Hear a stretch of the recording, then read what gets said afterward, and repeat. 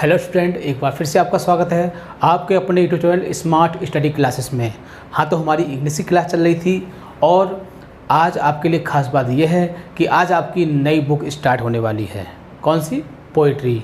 आपको काफ़ी समय से इंतज़ार था कि कब पोइट्री शुरू होगी, तो आपका इंतज़ार ख़त्म हो गया है और आज से आपकी न्यू बुक स्टार्ट हो जाएगी पोइट्री।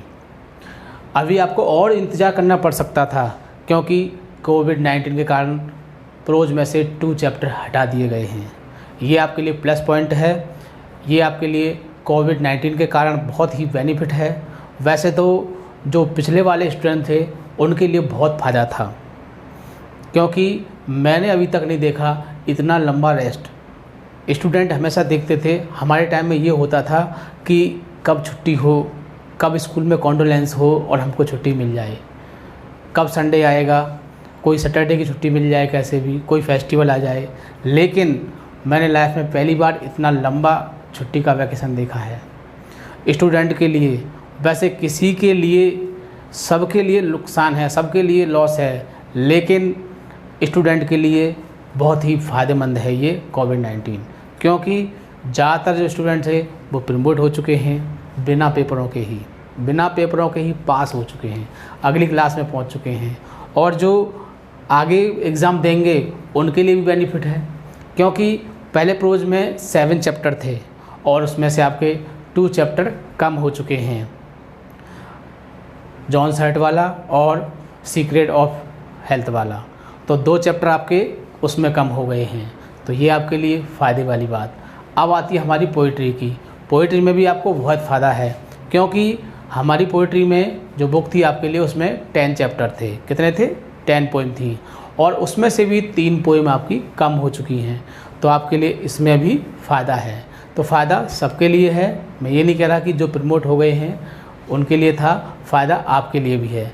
लेकिन आप इस बात को मत सोचना कि आप भी प्रमोट हो जाएंगे, ऐसा नहीं हो सकता है, क्योंकि अब परीक्षाएं होंगी।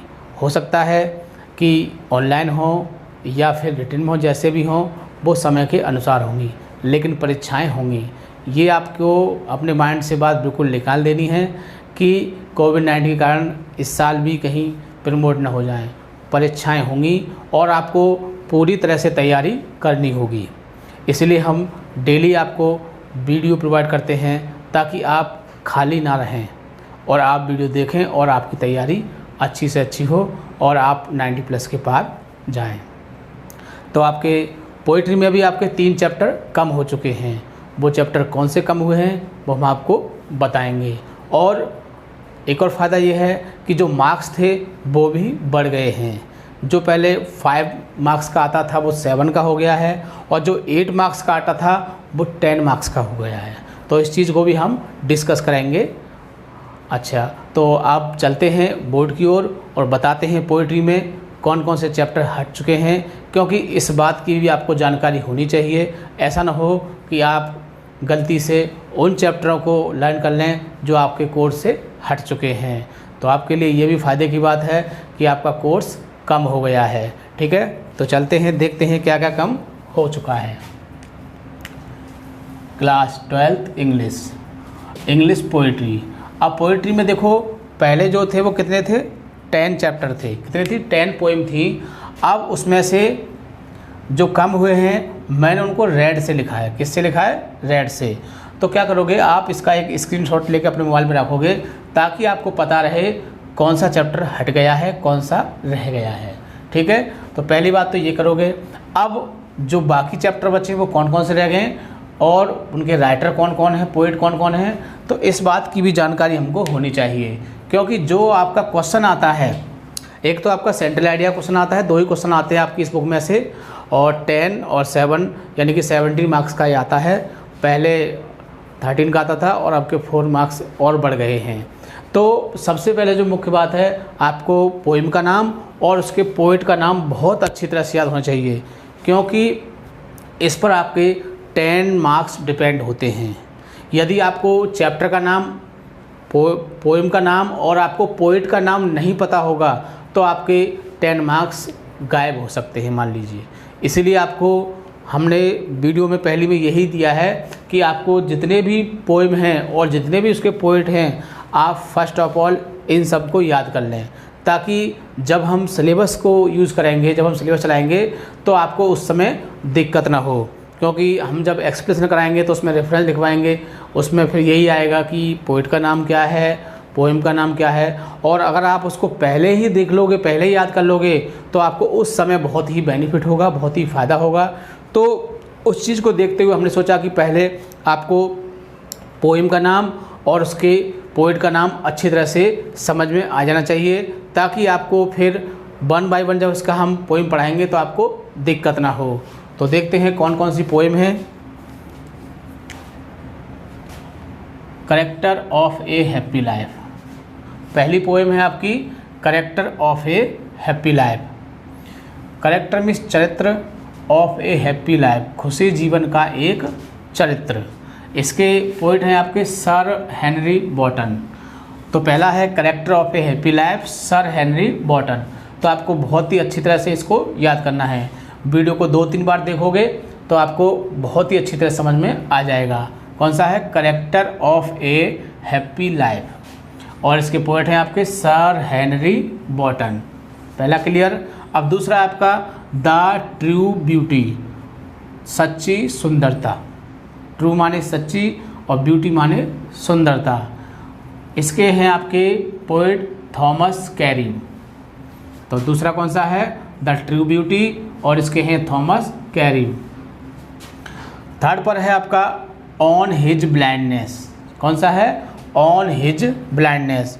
ऑन मिस पर, हिज माने उसके, ब्लाइंडनेस माने अंधे होने पर, मतलब कि उसके अंधे होने पर। और इसके है आपके पोइट हैं जॉन मिल्टन। जॉन मिल्टन जो थे वो एक अंधे पोइट थे, लाइक सूरदास। किसकी तरह? सूरदास। जैसे हमारे यहाँ सूरदास की कंडीशन है, सेम जॉन मिल्टन की भी ऐसी ही कंडीशन है।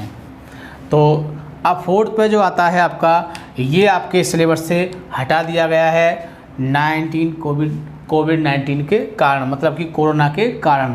तो इस चैप्टर को क्या कर दिया गया? हटा दिया गया है। आप इसको बिल्कुल भी लर्न नहीं करोगे, ठीक है। आगे देखिए 5 पर है आपका एलिमेंट, मतलब कि एक रोना या विलाप करना कह सकते हो। और जिसके पोइट हैं आपके पी.बी. शैली। कौन है? P B. Shelley. Element P B. Shelley. आगे देखो 6 पर है आपका ला बेलडाम सन्स मर्सी, और इसको भी हटा दिया गया है। वैसे भी आप देख सकते हो रेड में लिखा हुआ है, इसको भी हटा दिया गया है। इसीलिए हमने इसके पोइट का भी नाम नहीं लिखा है, क्योंकि जब पोइट का नाम लिखा होगा तो भी आप समझ जाओगे कि ये चैप्टर इसका नाम लिखा नहीं है, तो ये हट गया है, ठीक है ना। इस चीज़ से भी आप इसको इंडिकेट कर सकते हो। अगला देखिए 7 पर है आपका, देखिए from the passing of Arthur. कौन सा है? From the passing of Arthur. इसके पोइट हैं आपके अल्फ्रेड लॉर्ड टेनिसन। तो ये भी बहुत अच्छी पोएम है, इसको भी आप लर्न करोगे। आगे देखिए 8 पर है माई हेवन। माई मिस क्या होता है? मेरा। हेवन मिस जानते हो आप? स्वर्ग। क्या है? स्वर्ग। My heaven. और इसके जो पोइट हैं आपके रविंद्रनाथ टैगोर हैं। कौन है? रविंद्रनाथ टैगोर। तो माई हेवन रविंद्रनाथ टैगोर। अगर 2 बार आप इस तरह से इसको पढ़ लोगे तो आपको पोएम का नाम और पोइट का नाम बहुत ही अच्छी तरह से लर्न हो जाएगा, और आपको बिल्कुल भी समस्या नहीं होगी, बिल्कुल भी दिक्कत नहीं होगी आपको जब आप इसका एक्सप्लेनेशन करोगे। बहुत ही आसानी से आप कर सकते हो। तो अगले देखिए 9 पर है, 9 वाला भी आपका हट चुका है, stopping by boats on snowy evening. तो ये क्या है? ये भी आपका हट चुका है, तो ये भी आपको लर्न नहीं करना है। और 10 पर है, देखिए आपका the song of the free. The song of the free, और इसके हैं आपके स्वामी विवेकानंद। तो हमको पोएम का नाम और पोइट का नाम बहुत ही अच्छी तरह से याद होना चाहिए। अगर हमको ये नहीं याद होता है तो हमारे 10 मार्क्स बहुत ही खतरे में पड़ जाएंगे। अगर आपको पोएम का नाम और आपको पोइट का नाम याद है तो मान लीजिए आपके 10 मार्क्स आपके हैंड में, आपके हाथ में हैं। तो इसलिए आप जितने भी पोएम हैं, 7 पोएम हैं, ज़्यादा नहीं हैं, तो 7 पोएम हैं और 7 ही उनके पोइट होंगे।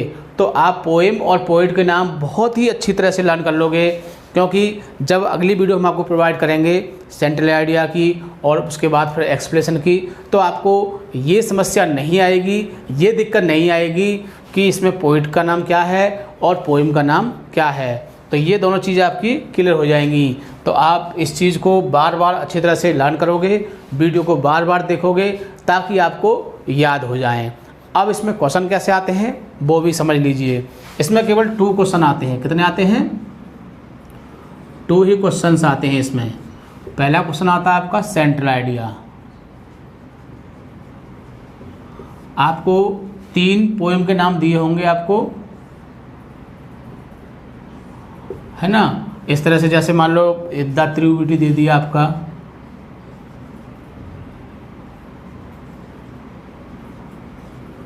माई हेवन दे दिया, the song of the free. तो इस तरह से आपको 3 वो देगा पोएम के नाम और आपको किसी एक का सेंट्रल आइडिया इसमें आपको लिखना है, जिसके लिए आपको 7 मार्क्स मिलेंगे। कितने मिलेंगे?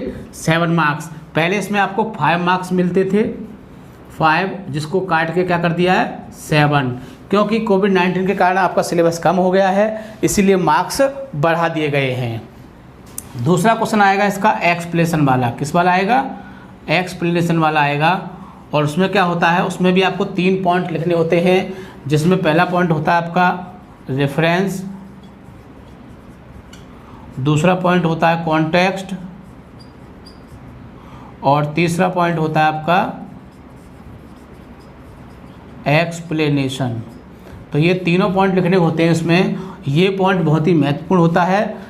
यदि आपका रेफरेंस सही होता है तो कॉन्टेक्स्ट और एक्सप्लेनेशन तो लिख ही जाते हैं, और इन तीनों को लिखने पर हमको 10 मार्क्स प्रोवाइड किए जाते हैं।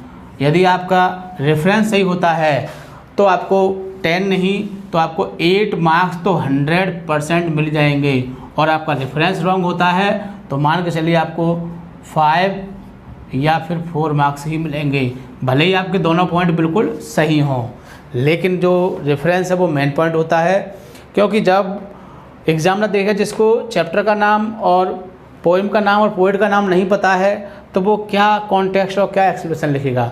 इसलिए आपको जितने भी पोएम हैं, आपकी 7 पोएम हैं, बहुत अच्छी तरह से लर्न करनी है, और इनके पोएट के नाम भी आपको बहुत अच्छी तरह से लर्न करने हैं। तो 7 मार्क्स का ये हो गया और 10 मार्क्स का ये हो गया। तो पोएट्री जो बुक है वो आपकी टोटल 17 मार्क्स की आती है। इसीलिए आपको, और क्वेश्चन भी आपके 2 ही आते हैं इसमें, कोई ज़्यादा क्वेश्चन नहीं है, और 2 क्वेश्चनों करने के बाद आप 17 मार्क्स बहुत ही आसानी से प्राप्त कर सकते हैं। तो बहुत ही अच्छी तरह से आप पोएम के नाम और पोएट का नाम याद करोगे। यदि वीडियो पसंद आए तो वीडियो को लाइक शेयर करना नहीं भूलोगे, क्योंकि आपके लाइक शेयर करने से जो आपके मिलने वाले हैं उनको भी बहुत ज़्यादा बेनिफिट होता है, और हमें भी बहुत ज़्यादा मोटिवेशन मिलता है, ताकि हम आपके लिए और अच्छी मेहनत करें और अच्छे से तरीके से आपको वीडियो प्रोवाइड करें। तो ठीक है, थैंक यू। जय हिंद, जय भारत।